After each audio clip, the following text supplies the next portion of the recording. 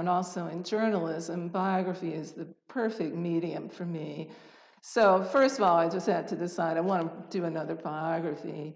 And then I was beginning the project in 2014, and as it happened, Adrienne Rich had died 2 years earlier.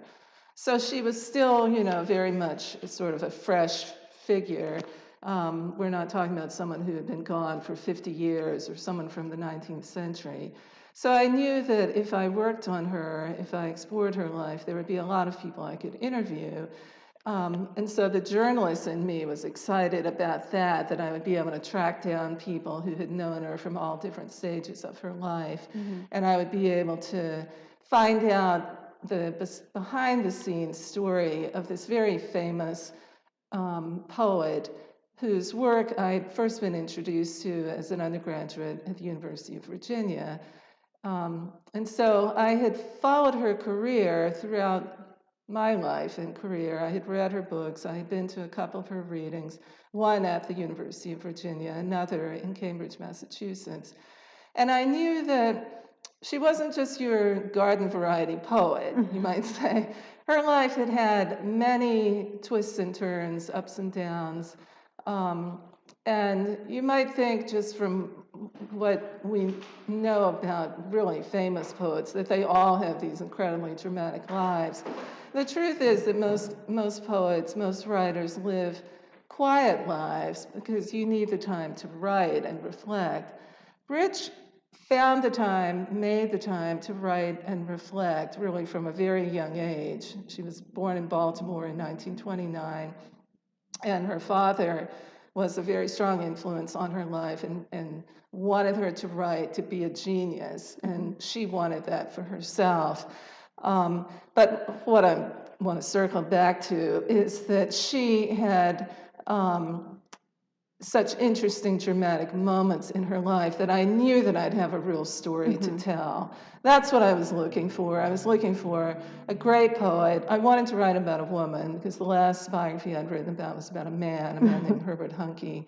And so I thought I'll write about Adrienne Rich because I'll be able to find lots of people who will hopefully agree to interviews.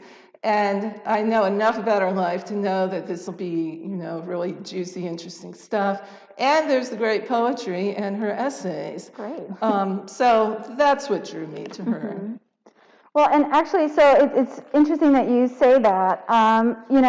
She, in talking about your interviews and how that kind of fed into the process of you deciding to do this, you had an enormous amount of research, and you went to all of these first, really great sources, and people who knew her, and then her own letters as well were your references for this.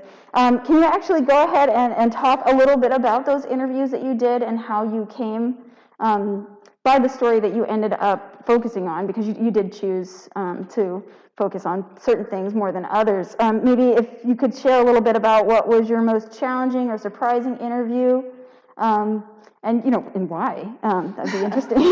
Well, I'll tell you this to start. It's interesting when you write a biography because you might think, oh, this biographer will probably try to interview people her subject knew early in her life, and then she'll try to interview people she knew at the middle of her life and then the end of her life. And the reality is that that's very hard to do. You end up having to just jump in feet first. So as quickly as I could, I went up to Harvard University, where Rich's papers are, at the Schlesinger Library, and I started reading through voluminous folders of her correspondence and journals, and also reading her published interviews, of which there are hundreds, if not thousands.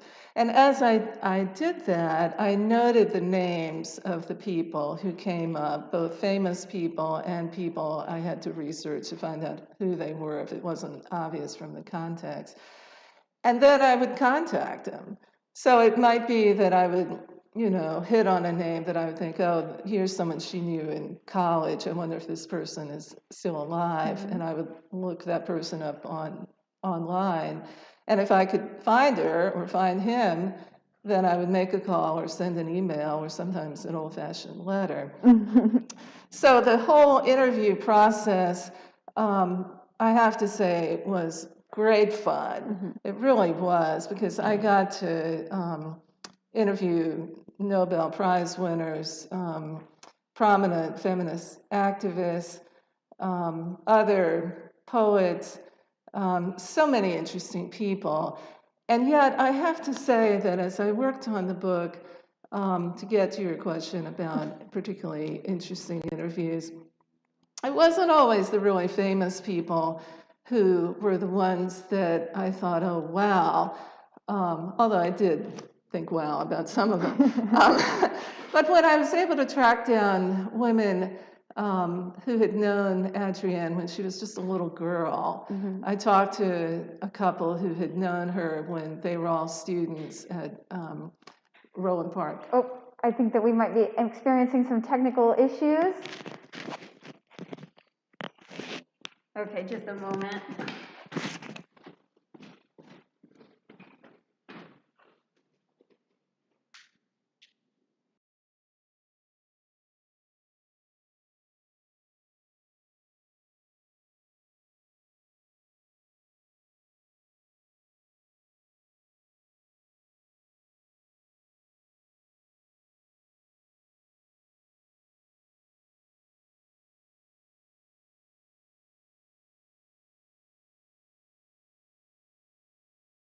Trouble with our feed, but we're back on now. So if you'll bear with me, this is going to make a little bit of noise. Okay. So I was talking about particularly interesting interviews, and I was able to track down some women who had known Adrienne when they were all little girls at Roland Park Country School in Baltimore. And so I talked to them over the phone, traded emails with them, and they just told me lots of interesting tidbits about her early life. For instance, that her teachers recognized her as brilliant when she was a young girl. It wasn't like something that just happened in her adulthood. They also told me quirky little things like how moving into her high school years that, you know, everybody thinks of Adrienne Rich as this brilliant person, but that she was really dumb at chemistry and and physics and certain things. And I guess in high school, one of the women I interviewed had been her lab partner in chemistry, and she said that she knew the teacher would not fail her because she was Adrienne's lab partner, and nobody was going to fail Adrienne because they knew she was headed for such great success. Right. And then another woman I spoke to about Rich's childhood years, said that one time a teacher, this would have been at I guess, elementary level, had asked Adrienne something like, which weighs more, a pound of iron or a pound of feathers? And this woman said that Adrienne had sort of been really stumped by it and said, I don't know, this must be a trick question. And the teacher's face was turning so red because she was trying not to laugh. Right. So I love the human moments that I got from her childhood and high school and college friends, where I didn't see just the famous towering figure. I saw the person who wasn't so great at science or math, and the person who, you know, loved her friends but just made little slip-ups. So those were great. Right, Yeah. but to deviate just a little bit, that's incredibly interesting. I mean, you kind of got that moment which we so often miss out on these important figures, which is she lived. She was a whole person. She wasn't just the words on the page, which reading her poetry, I think that you very much get that idea of her as a whole person. Yes. She was deeply human.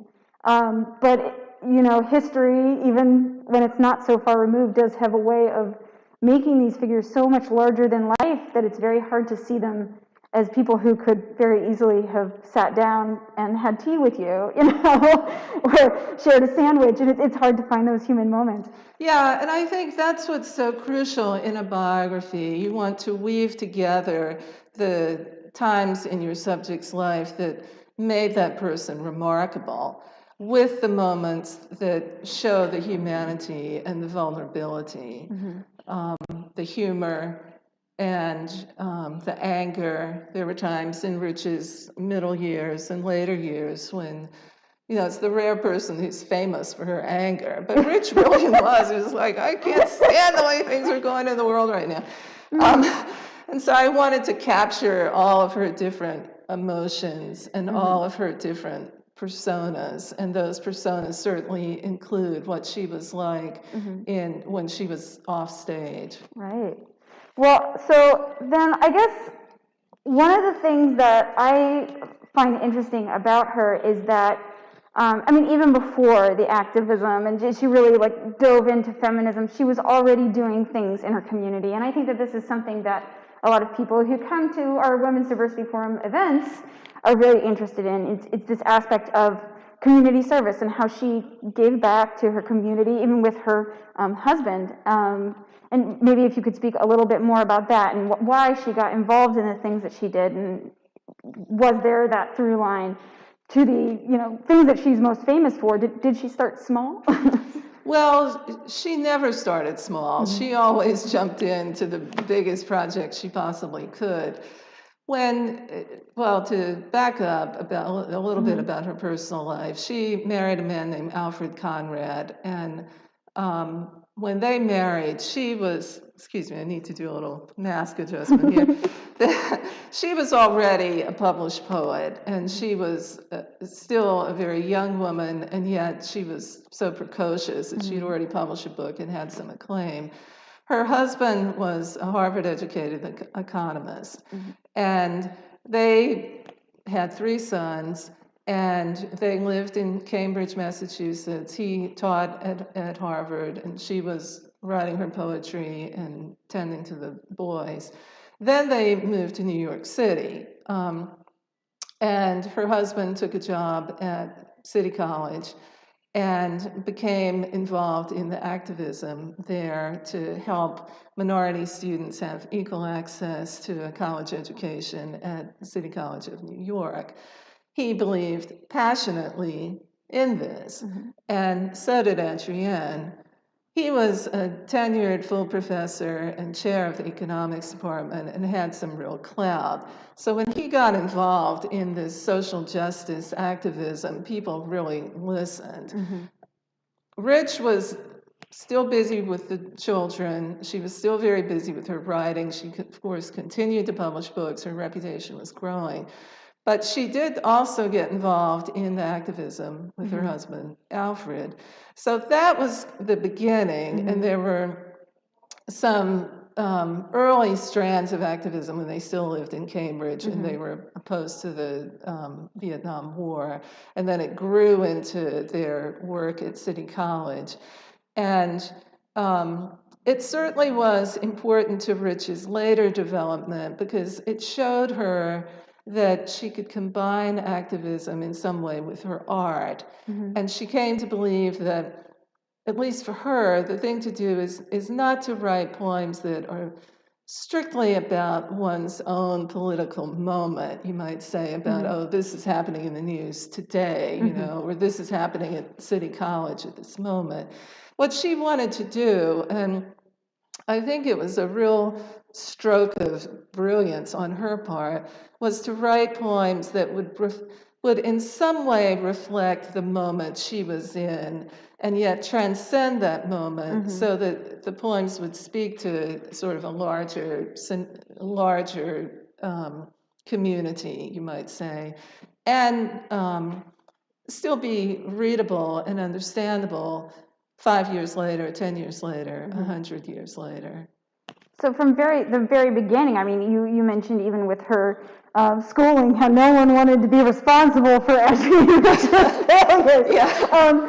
But from the very beginning, she had a clear sense. It wasn't just the adults around her, it was even her, I mean, because of the adults around her, but she had this very clear sense that she was going to do big things from the very beginning. So do you think that really changed? I mean, she really made that part of her life. Yeah, she, from a young age, really felt that she had a destiny to be a great writer. And this destiny was forged by her father's encouragement and, unfortunately, by his bullying of her to say, you know, you've got to keep writing. You got to write every day. You got to read. You got to practice. And it was, you know, a comparison that I think a lot of people would be familiar with would be to think of, say, someone who's a tennis prodigy, and that person, that athlete, is coached by his or her parent. And so the person really is a great athlete and wants to succeed on the tennis court, but the parent is oppressive and like, get out there and hit 1,000 balls against the wall. And so she was in that sort of situation where she wanted it and she knew she could be great, even when she was 16 years old. But it was such a difficult relationship with her father. And eventually they had a parting of the ways, and it had to do with her engagement to Alfred Conrad, a man her father did not think was good enough for her. Her father, Dr. Arnold Rich, a very prominent pathologist at Johns Hopkins University, did not live to see Adrienne Rich, after her husband's suicide, eventually come out as a lesbian. And so who knows how he would have reacted to that. Right. But that was certainly, that relationship with her father certainly shaped her sense of her destiny. So, I mean, it's interesting that you mentioned that, you know, about her life after her father's passing. You know, she's known as this feminist and queer icon. She came to this idea of herself as a feminist and really embracing that later on. And so, was it there all the time, do you think? Or, you know, and she just didn't recognize it?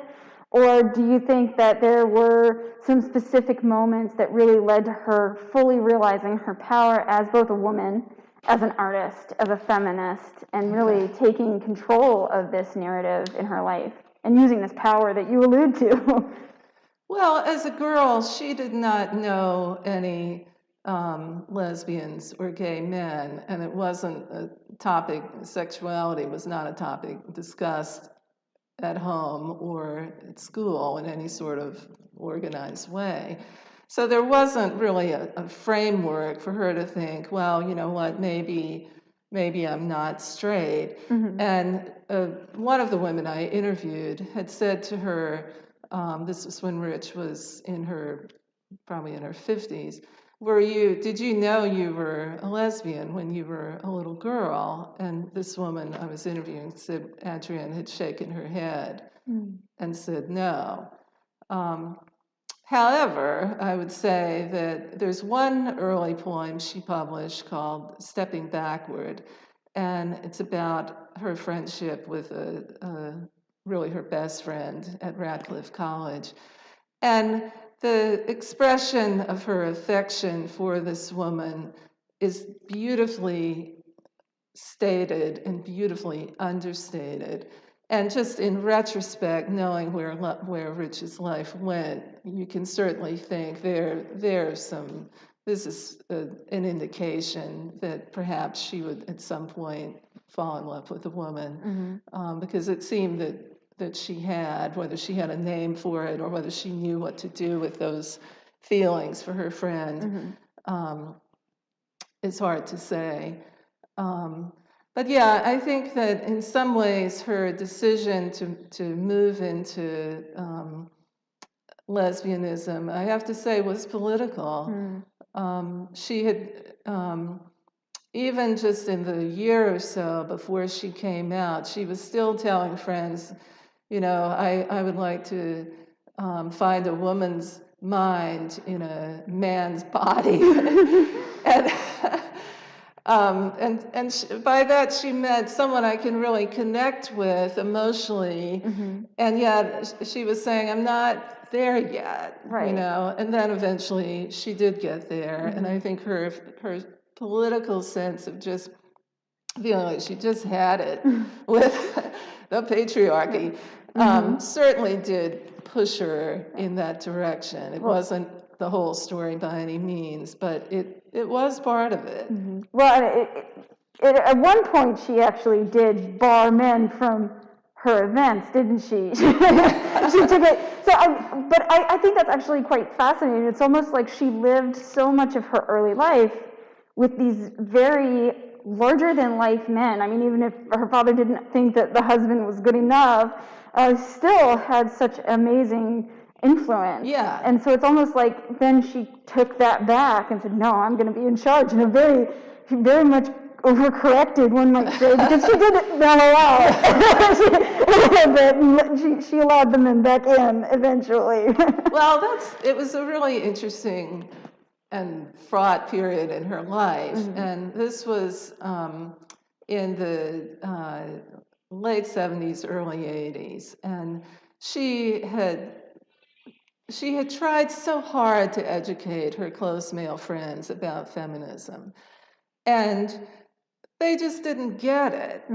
And she just reached a point where she felt like, I shouldn't have to coddle these people. These are intelligent, well-educated men, and why is it they're so boorish?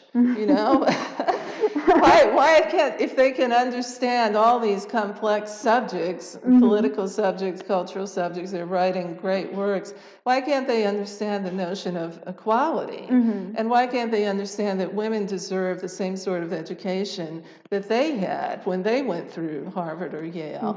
And so it connects with what I was saying earlier about her feelings of just being angry about a political climate that, of course, we still live in many ways. And for her to say during a poetry reading, I want the men to leave, I want to read my poetry just to women, was a way to get everyone to stop and think.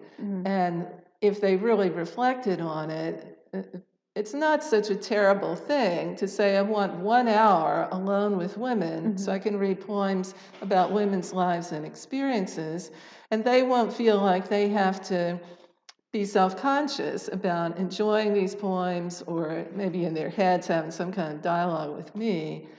The men could well have rolled their eyes or giggled or snickered or during the Q&A been the first to put up their hands, as often was the case, and ask a question that would just derail what she was doing with her art form. So it was a political statement, and it wasn't something that she did forever. It lasted, who knows how many readings she actually did it for. But I think, why not try it? Men have their communities, and for much of Rich's life, there were certainly all of these bastions of male power, political, in the corporate boardroom, on the golf course, you name it. Nobody ever challenged them to say, why don't, or eventually they were challenged about why they didn't have women with them. But for so long, they were allowed to do whatever they wanted. Nobody said, why aren't you including women? So it was a little bit of turnabout. Absolutely. Well, and so then, I mean, so I think that it's very clearly laid out the way that the patriarchy and that men in her life, and she kind of navigated those waters, I mean, including her time at Radcliffe and working with the other students who would become also great poets in their own right. Could you talk a little bit about her relationships with women and how that influenced her? You know, I saw in one of your other interviews that you talked about her being a great friend. I think that sometimes it can get very difficult to see that there is both, you know, her sexual preference and her relationship preference and her identity, but then there's also this great capacity for all kinds of love in her. If you could just talk a little bit more about that and the bonds that she forged with women that went beyond the romance. Well, you've expressed it well, Anna, and she certainly did have very close platonic friendships with lots of women and with some men.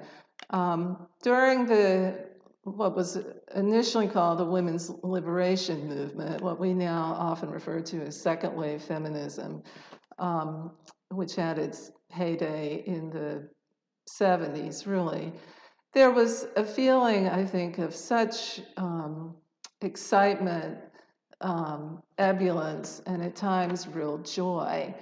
The friendships among feminists, whether they were gay or straight or bisexual, were exciting and real and meaningful. And the bond was something that many of these women had not had before. They were able to connect with each other as friends and fellow activists in ways that hadn't been accessible until the feminist movement provided that to them.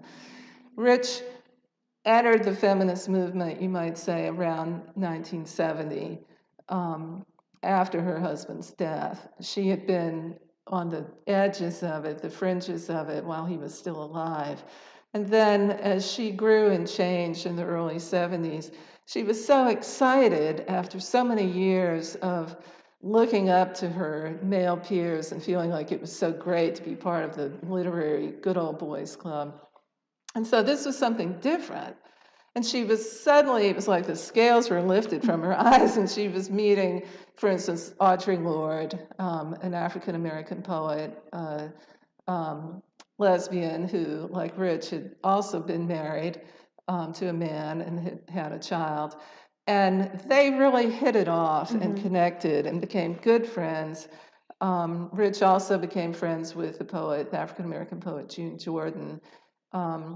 And also a white feminist named Robin Morgan, who plays a pretty big part in my book, someone I interviewed extensively. So she had certainly had female friends all her life, but once she became part of the feminist movement, she realized there was so much women could learn from each other. And she was a great synthesizer. She could take what she learned from her female friends, who many were, like her, very intelligent and extremely well-read and creative, and synthesize those ideas, bring those together with things she was reading, and then push feminism forward. That was one of her real gifts. She was so eloquent in both her poetry and her prose that she could take ideas that other people expressed in sort of garden variety ways, take those notions to the next level, and then put them out there in poems or essays in ways that would stay with people and change their lives. So she really had this very far-reaching group of people that she connected with, and it sounds like she basically didn't limit herself. When she realized that there was this wider world, she really went for it. I find in looking into her more in preparation for this, my only thinking is that it's like she's some kind of climbing vine. Like she started in this place with great soil and great sun, but then she took it and she grew and grew and grew, and then she provided these other resources and connections for others. And when you talk about her relationships with people, she didn't always necessarily just get along either. Would you say that she was kind of a lifelong learner in that way, that she always was finding new ways to relate? Yes, I think, again, that's well stated. She certainly was committed to learning all her life, and through her friendships, yes, she learned enormously, but she could be a little testy or difficult, and that was part of the fun of writing about her, because nobody really wants to write about a saint. Right. Or if you are writing about a saint, you want to find the human elements of that saint. And so in my research, in my reading, the primary sources, the correspondence, and in my interviews, again and again, I came across friendships that had stumbled, you might say, and sometimes ended. And at times it would be because I think Rich was just exhausted. She had rheumatoid arthritis that had been diagnosed when she was in her early 20s. And there were times when she was just in physical pain. And you know that feeling when you have a friend who just wants too much, just someone who's just so clingy emotionally. And in Rich's case, she had some of that would happen. She also had friends who wanted her intellectual heft behind their applications for grants, or they wanted her to blurb their books, or help them get their books published.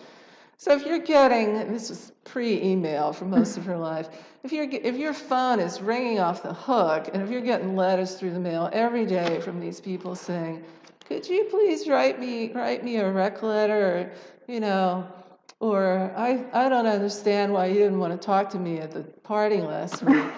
It's a lot. It's a lot. So she was difficult, but what I came to realize was that because she had so many people coming at her, she would have had thousands of people writing to her every year. Wow. And someday we'll be past the Someday soon. We won't have to these anymore. Maybe if I talked less, it would sing. But I think that she had to draw limits, and there's something of a lesson there for all of us. If you feel like people are asking too much of you, well, you're probably right, and you're going to have to figure out a way, whether you're going to be really blunt or whether you're going to be gentle about it, to pull back so that you can do the work you need to do in the world. Great. Okay, so let's talk about that work in the world. So I guess like what we've said is that, Rich, she was many things to many people. She a poet and all of the things that we've discussed, wife, mother, activist. I actually found an interview of her from 1994. She had just published a collection of poetry, and she was basically asked about why people's attitude towards poetry in the United States was what it was. And one of the things that she said is that often people will be confronted with poetry, very terrifying words, and their immediate reaction will be one of fear. It will be, I don't get that, I don't understand it, it's not for me, it's not my thing. And one of the comments that she made in this interview was that,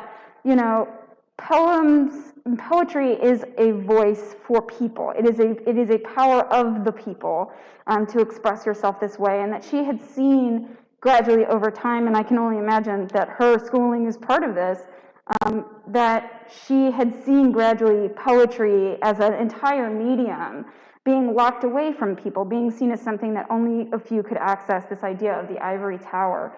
Do you think that and I know how I feel, but do you think that she really changed that? I mean, it seemed to be a very important thing for her, the way that she spoke about it, this idea of democratizing poetry. I think she certainly helped get poetry to more people.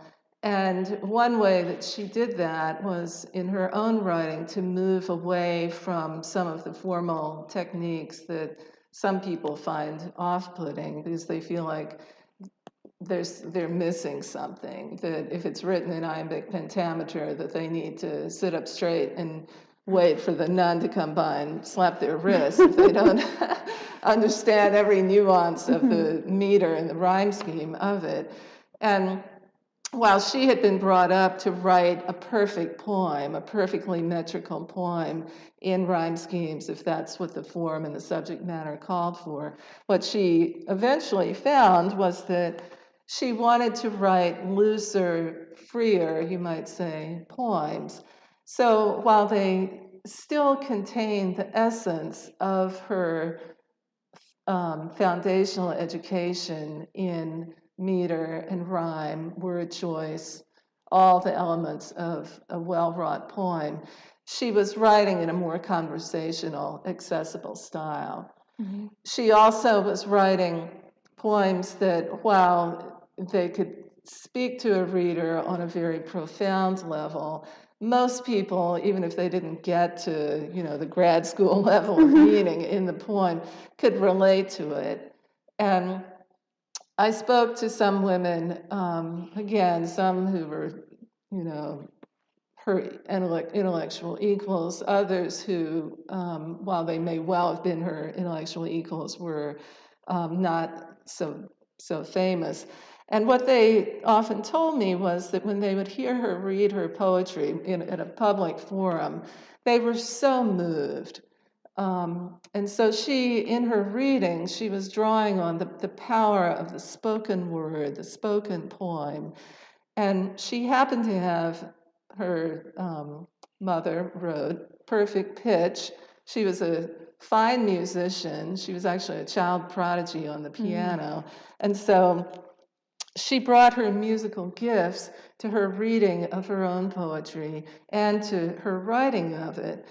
It's the rare person you meet who is afraid of music or thinks music is boring. Nobody ever says that. If people can experience the pure music of poetry, which really should be there, if it's not there in some fashion, in my view, it's not poetry. But if it's there, if they can hear it, if they can feel their heartbeat getting in sync with it, then they can appreciate it, they can love it, they can relax into it.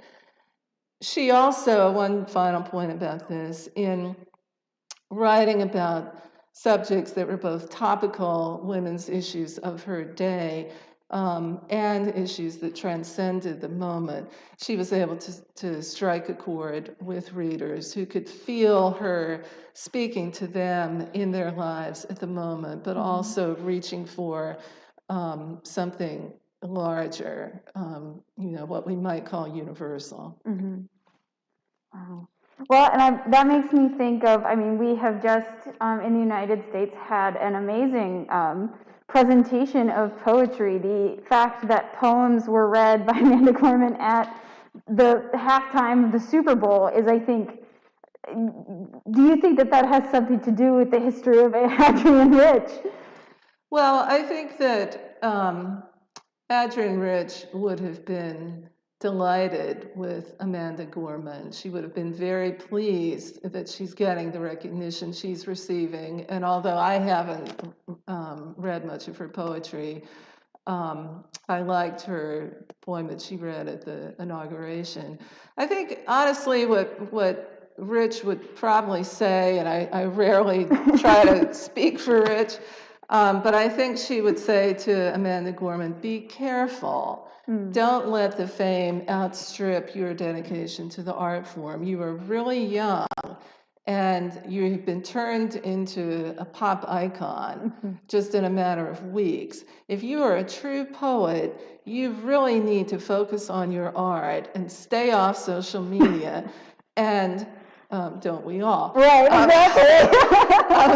Because then you get more work done. But I think because of her own experience of having achieved fame at really the same age as Amanda Gorman in her young 20s, although not at the Super Bowl scale, that she had thought, I don't know, maybe it was a little too soon for me. Maybe my second book would have been better if the first book hadn't gotten me so much attention. Still later, I think she really felt like it was okay that she'd had the early fame, that she'd been able to get past the sophomore slump, you might say, and move on into some really great poems and later essays as well. But she didn't want young poets to have fame go to their heads and sidetrack them from the life of an artist. And so for her, that's what it really was. It was about the life. And the art. It was always for Rich. She wasn't one who ever courted fame. She wanted to write for the ages. And to write for the ages, you need some recognition, of course, during your lifetimes. Otherwise, it's a roll of the dice. Whether 50 years after your death, someone's going to happen upon your poems and think they're worth publishing. But she wasn't one who wanted cheap fame. And this came from her lessons from her father, who was very high-minded on this subject, and just from her own feelings that it was more dignified and more appropriate to really aim high for the art form, not because you want to get your picture in a magazine or win a prize. All right. Well, so we are coming up on about 45 minutes, and I'd like to make sure that we leave enough time for people to ask questions if they've been submitting them on YouTube. So I am going to, we had a few questions that were submitted in advance by people, and we've talked about a little bit of this. But here's one. You have over 900 endnotes citing sources of your research. How long did this research take you, and did you have anyone to help you, or was this a very much a labor of love? I spent 5 years researching and writing the book, and I asked a genealogist to help me track down a few details that I couldn't pinpoint about Adrienne Rich's ancestors and about her husband's first marriage. But other than that, it was all me. And it's a good thing that I enjoy that sort of detailed research. And I just love interviewing people. And I love reading letters. I think we all, many people love reading letters. And so I loved reading all of Rich's correspondence and her early journals are at Harvard. And so I read those. And I just, labor of love, I'm not sure that it was exactly that. It certainly was labor. And I do love Rich's poetry, so maybe you add those two parts together. But it's just what you do. If your job is to be a biographer, you get up in the morning and you want to do it. And so that's how I felt every day that I worked on the book, that I wanted to get to work. And I had a great role model in Rich herself. She was tremendously dedicated to work. On her death certificate, she died in California. There was a space for profession or occupation, and then the number of years that the deceased had worked in that profession. And she died at 82. And so it said that she had worked at her profession of poet for 70 years. So that meant she had started her career as a poet at age 12. I mean, imagine having that on your birth certificate. I wasn't going to reach that in my work on her, in 5 years, but the least I could do for this woman was my 900 endnotes. Well, then that brings me to my next question. So it sounds like, this is very much your passion to do the work of a biographer. Is there a future plan for more biographies in the future, or? Well, I hope so. Right now, most research libraries are closed because of the pandemic. So I am cooling my heels, you might say, and waiting for the libraries to open. And I do have a couple of ideas for possibilities. And in the meantime, I'm back to writing my own poetry. And so that's been nice to do that. And although there are biographers who finish a biography and they immediately jump into the next one, that just isn't possible for me right now because of the pandemic, and I'm just taking advantage of it by doing some different things. Exactly. Well, that's one thing that this past year has given us all the opportunity to do. Either you get into, baking sourdough bread for the first time, or to mixed success.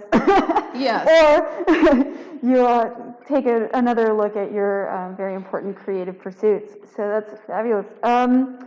Then, so one of the other questions that we have about the process of writing in the book itself is everyone wants to know where they can buy it, and more importantly, can they leave it here at the Art Center to be autographed? Well, you've been selling the book here at the Art Center, and so, of course, I would be happy to autograph books for anyone. I would be honored and delighted to do that. The book is available pretty much at all bookstores. You can order it online at the behemoths we won't mention by name. And if you call up, if you have an independent bookstore in your neighborhood, by neighborhood, I mean, if you're not right here, they'll be able to order it if they don't already have it. A lot of bookstores do have it in stock, but it's certainly easy to get it if you're in Orange, just to get it here, or to get it online. Yes, and I will say that as far as getting it here, if you are interested in coming by the Art Center, we are open by appointment, so that's completely possible. All you have to do is just give us a phone call, and we'll be happy to help you out. So at this moment, I think that I have asked all of the questions that we had. Oh, there was one more. Actually, it's to go back just a little bit. This one I think will be quite interesting. How, if at all, did you weigh what your subject would or would not want made public? Yeah, that is an interesting question. I weighed it very carefully. You might find it interesting to know that Adrienne Rich had not wanted a biography written in the years immediately after her death. And that was because she did not want someone going around conducting interviews. And I had to decide whether I felt like it was ethical for me to do that when I knew her wishes ran to the contrary. I decided that she was too important to let go, and that the interviews that I conducted would certainly not be toward a salacious end. I simply wanted to know what she was like, and I did not want Adrienne Rich crafting the biography for me. When I had spent enough time in her archives at Harvard, I came to realize that, in essence, she was writing the biography. She had gathered and curated her papers in such a way that when the person came along, and she was hoping it would be someone coming along maybe 50 years later, long after most, really everybody who had known her had passed away, that then they would see what was essentially an outline of the story she wanted told. And once I realized that, I thought, no, you're not writing your own biography. I'm writing it. And so I'll tell you one interesting anecdote along those lines. Fairly early on in the project, I got in touch with her sister, Cynthia Rich, who lives in California. And while Adrienne's sons did not agree to interviews because they knew their mother's wishes, Cynthia and her sister had not been close, and had really not been close for a long time. And Cynthia said that she would be willing to talk to me and trade emails. And she never said anything that diminished her sister's illustrious reputation. She was completely fair-minded and generous in her assessment. And it was her decision, since no one had told her, don't agree to an interview, that it was ethically acceptable to be in touch with me. So this contact had been established between me and Cynthia Rich. Then one night I was sound asleep, and all of a sudden I woke up and I heard a noise or a voice, and I sat up and I saw this apparition in the corner of my bedroom, and the apparition raised a finger, and what I heard in my mind was a voice scolding me for talking to Cynthia Rich. And Anna, it was terrifying. You're in trouble now, right? Yeah. And I was thinking, get out of the bedroom. Yeah. And so I got up and walked around the house, my heart pounding. And it must, one hopes it was just a dream. Right. But what it felt like was this apparition coming to tell me, an apparition, of course, of Rich herself, don't do this and don't get the scoop from my sister. And so at that point, I really wondered whether I was making a mistake.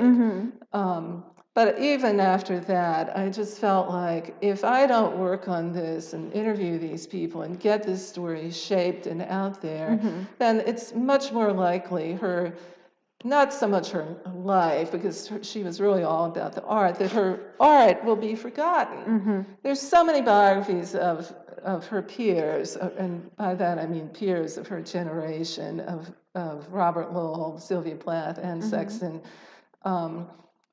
There was not a comprehensive one of her. She deserved that. She earned it. That's why I stuck with it, and why I decided, even though she had told her a small circle of people she didn't want a biography, that she hadn't told me that. So I was going to go for it in the interest of helping her and in preserving the power of her work for future generations. Wow, amazing. Well, I think at this point, we'll check in to see if we have any questions on YouTube. Has anybody submitted any questions? No questions right now. Okay. And I'm just checking with the few people that we do have here. Rebecca, if there's any questions that you might have thought of for our guest today. We've covered so much, and of course we do want to leave some mysteries. People should absolutely go and buy this book. Support your local bookstore and, of course, a local author. And so I suppose I will end with, if there's anything else that you'd like to say about the book that people should know.